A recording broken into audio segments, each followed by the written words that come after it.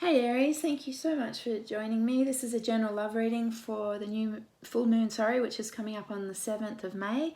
I'll also be doing a love reading for you guys next week and a new moon reading towards the end of the month. So hit subscribe if you want to stay up to date and see what messages are coming through for you guys this month. I feel like this is a really profound message for you at this time, especially with the full moon, which I feel like it's shining a light on our relationships and our emotional patterns, and really bringing some things to light, because there's a whole new cycle starting.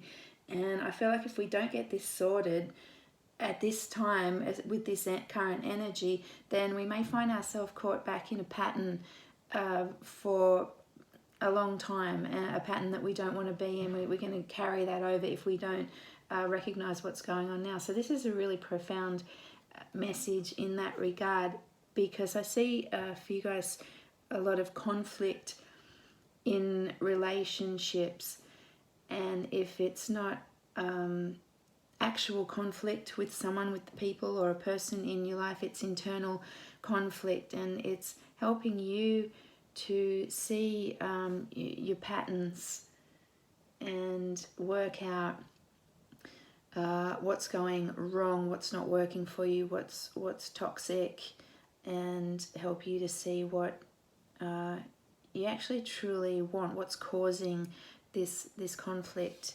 in your relationships. And what I feel is that you guys may have been coming from the wrong place, rushing into relationships, or coming on too strong, sort of going after what you want at any cost without the thought of consequences. Just really, sort of chasing passion, or coming from the wrong place. And it seems to be having kind of dire consequences that you're quite frankly tired of. I feel like you really want to bring an end to this pattern, these cycles, and perhaps this tendency of yours. I think you're sick of it in yourself, to be honest. And what I can see is that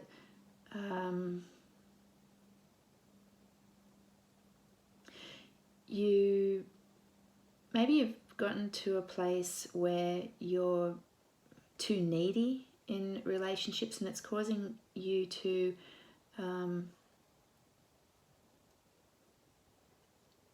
act in a way that gets you attention, like the boy who cried wolf, using your emotions to play games in a way, or just to attract attention for yourself. And you may be finding that there's no fulfillment in that for you. You might be getting the attention that you want, or that you're chasing after in this way, but you finding that it's not emotionally fulfilling at the end of the day. And I feel like this has been a pattern of yours for a long time. And like I said, there's 3 tens here. You're wanting to bring this to an end, and move towards relationships that are obviously healthier and more fulfilling, which is natural for everybody to want.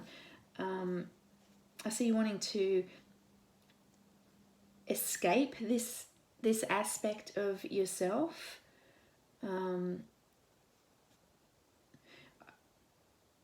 I feel like you're wanting to really stop doing the things you're doing, because it's just ending up painful for you. You can see that it's toxic, that it's not bringing the results that you want in your life. And I feel like you're really, focusing on that and trying to work this out, how to not be that way, or not, to kind of escape that aspect of yourself. You feel almost, I think, trapped in it. Like it's like I can't help being this way. This is just how I am. And like you really don't know another way to approach. You're trying to work out how to, what is this aspect of yourself, and how can I be different? How can I act in different ways? And this is helping you. There seems to be people that are coming into your life, a person or people, I feel like, who that is bringing you the conflict. There's conflict here, but these people are coming up to help you see and make, discern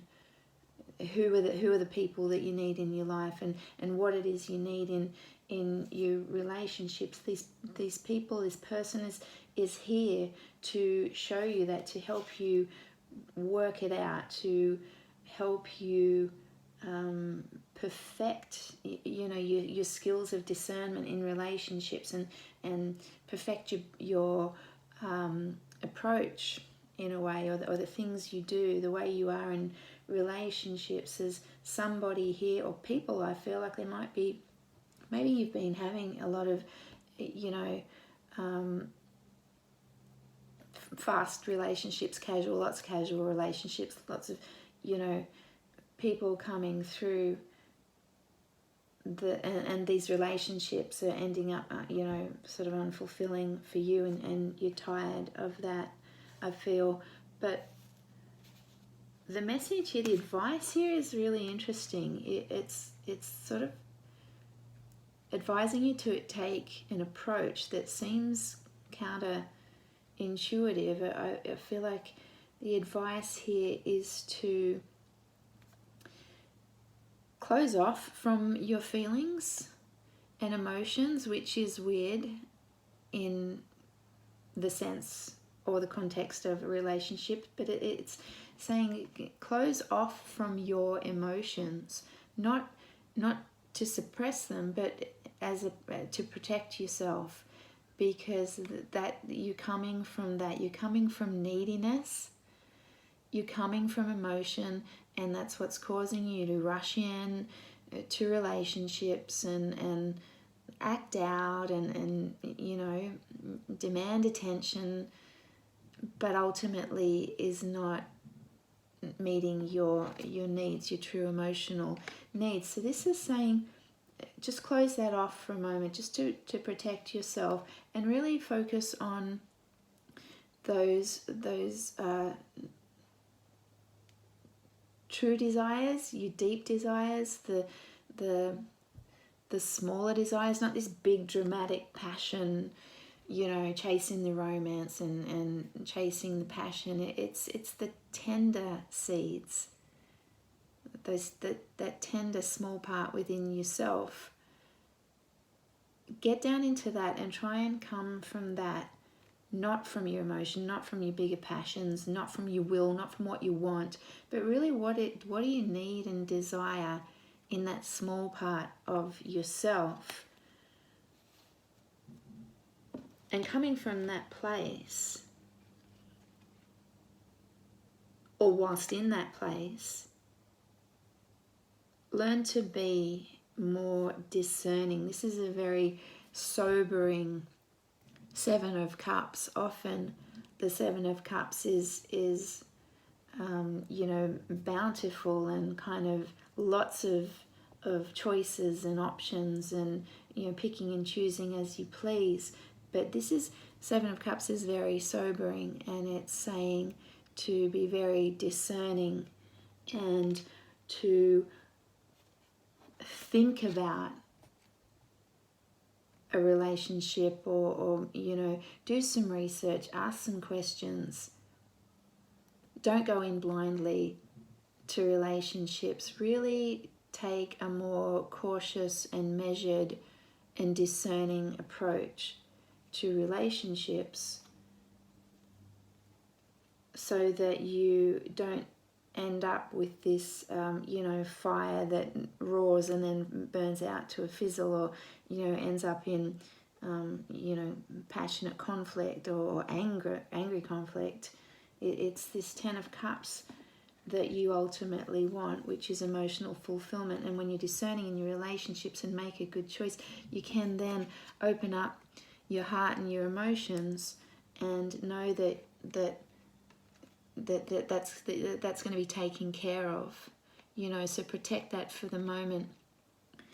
Be more discerning, make better measured choices for yourself, approach relationships in a different way, maybe a way that's at odds with how you are. You know, Aries is like, this is how I am, you know, this is how I am, this is the way I am. Maybe it's try and turn things on their head, or take an alternate approach that might even be a little bit uncomfortable for you, but ultimately, you know you have to resolve this within yourself, because it's holding you back from moving forward and getting what you want in life. And the overall energy here, this guy has come along, this situation, this energy is here to help you heal this. You know, vulture purifies and cleanses a situation, and that's what this is doing, is really helping you to see